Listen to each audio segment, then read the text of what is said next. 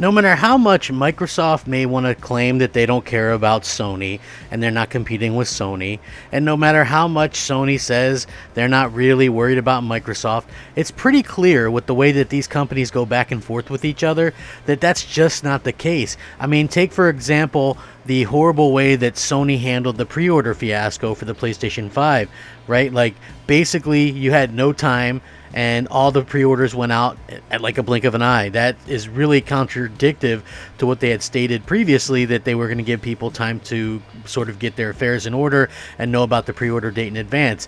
And then what did Microsoft do? They took shots at Sony on social media and various other outlets talking about, well, we're going to make sure that you know the exact time when you can pre-order. And you know, it was just kind of funny to see the back and forth, despite the fact that Microsoft very much tries to play down any kind of competitive nature there, which I don't understand that at all, to be quite honest, but it is quite hilarious to see it kind of go back and forth like that. But anyway, something was confirmed. I want to talk about it. This is huge. Let's get into it. What's up, everybody? Crapgamer here with Crapgamer Reviews, back with another video. Thank you so much for checking it out. Please like, share, subscribe. I would appreciate it. It helps out the channel, and it means a lot to me personally. You know, if you guys always want to know the best way to support a small channel like mine, well, the best way is to simply hit the like button. I kid you not. That's it. You can hit the like button. Take a minute to consider subscribing. That would be an amazing thing to do. You could also hit the bell so you're notified of everything. Share out the video, all great things, and shout out to all the old subscribers, new subscribers, everybody in between. You are fantastic people. I really do appreciate each and every one of you. Thank you from the bottom of my heart for always rocking out with me and supporting the channel and things like that.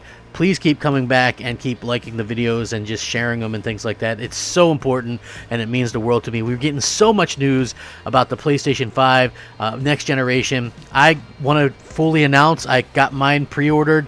It's secured. I went to GameStop. That's locked in. I got the disc version. I am super excited. I've gotten a few games pre-ordered. I know they might not be the big things just yet, but, you know, I got a second controller pre-ordered. I've got Miles Morales pre-ordered. I've got Destruction All-Stars pre-ordered. You know, I've got some cool things pre-ordered. And again, I think we're going to be all in for a pretty amazing time with this launch. I'm still hoping that Microsoft pulls out a Hail Mary last minute to entice me to get their console as well. I would love to. I am a content creator, so it could be pretty important to actually do that. We'll have to see how that works out at the end of the day. But yes, I definitely have my PlayStation 5 worked out, and I am excited. If you haven't got yours yet, hopefully you'll be getting it soon, as Sony has confirmed some pretty cool stuff. Like, they are going to have plenty available, you know, but if you want the digital one, apparently that one's going to be a little bit more scarce to actually lock down. Now, when it comes to what Sony and Microsoft are doing, they're doing completely distinct, different ideas and different plans. The way that they did about it, you know, personally, this is how I feel. I like the way that Sony did one version of their console, one with a disc, one without. I honestly, from the bottom of my heart, really wish that Microsoft would have done the same thing. Just make a Series X with a disc drive and without.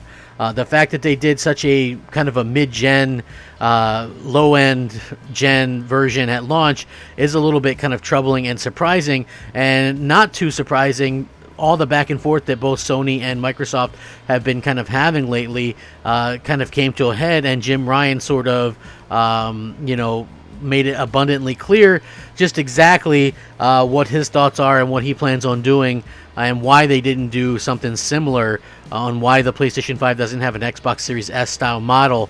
So obviously the PlayStation 5 launches November, and there's going to be two models, one with a disc and one without, but the machine is the same, the functionalities is the same, except for the ability to play like the 4K Blu-rays and obviously to play disc-based games. This is a very contrasting thing which Microsoft is doing, which has two completely different consoles. They look completely different.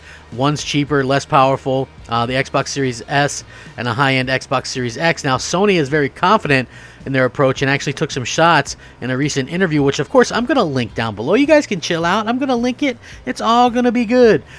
Jim Ryan admits that they considered a less powerful PS5 model, but ultimately found the prospect to be problematic, which is one thing. This is what he had to say, and I exact quote. One thing that can be said is that if you look at the history of the game business, creating a special low-priced, reduced-spec console is something that has not had great results in the past. We've considered that option and seen other executives who have attempted this discover how problematic it actually is. Now, based on our research, it's clear that people who buy a game console want to continue using it for 4, 5, 6, or even 7 years. They want to believe that they bought something that is future-proof and not going to be outdated in 2 to 3 years. They want to have faith that if they end up buying a new TV, that their current console will be able to support that new 4K TV they're considering on buying. So, listen, even in this article, which is from WCCF Tech, says they have to agree with Ryan. It may seem counterintuitive to some, but when a new piece of tech comes out, most people want the premium model. The iPhone 11 has outsold the iPhone SE.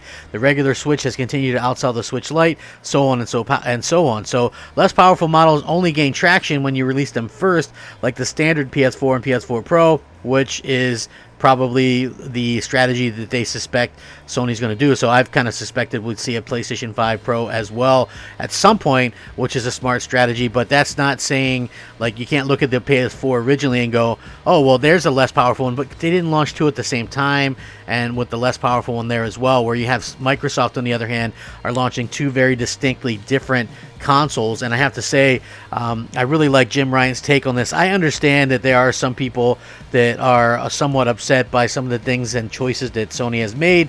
I, for one, like I said, I think that it was kind of wrong what they did in terms of the launch and the way that they've actually kind of went back on their word that they would give us plenty of time. I do also understand from talking to people at my GameStop that one of the reasons they were told to do it this way was to avoid long lines in a pandemic, considering there was such short amounts of stock available. Like, for instance, there was 20 disc versions and I believe 8 all digital versions at my local GameStop, and I think that's probably on the low end. We have one big GameStop here, and that's basically it. So that could be a low end for GameStop. So I do think that there is probably some instances where these things are going to be extremely hard to come by. Hopefully, everybody can find one that wants one and is able to get one. Sony has stated multiple times that they are not reducing production numbers or anything like that. So all that was kind of bunk to begin with. I never really kind of bought into it, but it is nice to see that kind of reconfirmed yet again. And once again, I do feel like just Sony and Microsoft kind of throw shots at each other all the time. I just wish that we would stop hearing about how, Microsoft isn't competing. If they're going to be up there taking shots, then go ahead and, take your shots, but prepare for them back and quit acting like you're, above it all, because I find that to be very a little bit infuriating, I guess, because Phil Spencer sort of acts holier than thou sometimes, and then you look at it and you look at the people at Xbox, and a lot of them are kind of taking shots at Sony, like directly on social media and things like that, which is kind of funny because the Xbox official Twitter is the complete opposite, where what they do is act like, oh, well, you're going to get a PlayStation, let's all game together because we're all just gamers here. And I just find that to be, a pretty interesting kind of tactic that, Phil Spencer kind of claims to be one way. And to be honest with you, even him claiming to be that way is a little bit suspect, because the whole reason you come out with 2 SKUs to begin with and a lower price SKU is obviously because you want to kind of undercut the competition. They held off on announcing the price for so long to try and undercut the competition. Obviously you try to do and talk up backwards compatibility and all that kind of stuff to kind of come out looking better than your competition. So I really kind of don't buy into that, oh, we're just all gamers here kind of nonsense. I do think that it's going to be a little bit hard fought sort of scenario at first in terms of what these consoles are going to be able to do and how much they sell, and that's going to be very interesting to see how that works out. I am very interested to see how like the sales and things like that are going to go at first, like the NPDs and stuff. I know a lot of people go, well, that stuff doesn't matter. Well, when you come out with a new console, I think obviously the first thing you want to do is sell it. I don't care if Microsoft is going in a different direction or not.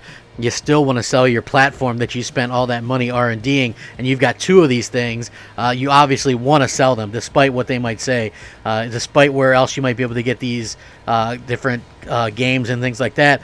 I think obviously when you make a dedicated piece of hardware, you want to sell it. I just wish Microsoft would actually act like that sometimes instead of this whole we don't care attitude, which is obviously sort of them preparing themselves to sort of fail just in the instance that, you know, they're not expecting big sales. That way when it doesn't have big sales, they can go, we weren't really expecting that because we're not about walls. You know, we want people to play on a phone, on a TV, on a watch, whatever they want to do. Like they're setting themselves up for that already, which I feel is like the worst thing you can do. I really want them to just be more competitive and go out there and kind of go after Sony, you know, like they do. Man, if they've got executives going after Sony, go after them. You know, this is a competition. Nobody's going to think bad of you, right? It's like sports or anything. You know, you like a certain kind of car versus somebody else that likes a certain kind of car. It's not a bad thing, people. Let's get these kind of things going. We need that competition to keep driving the industry forward. We need exclusives. We need price competitions. We need console competitions. We need all this stuff. Anyway, let me know what you guys think down below.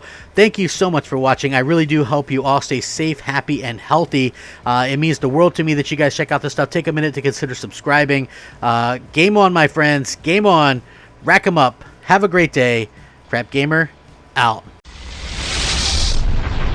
Unscripted.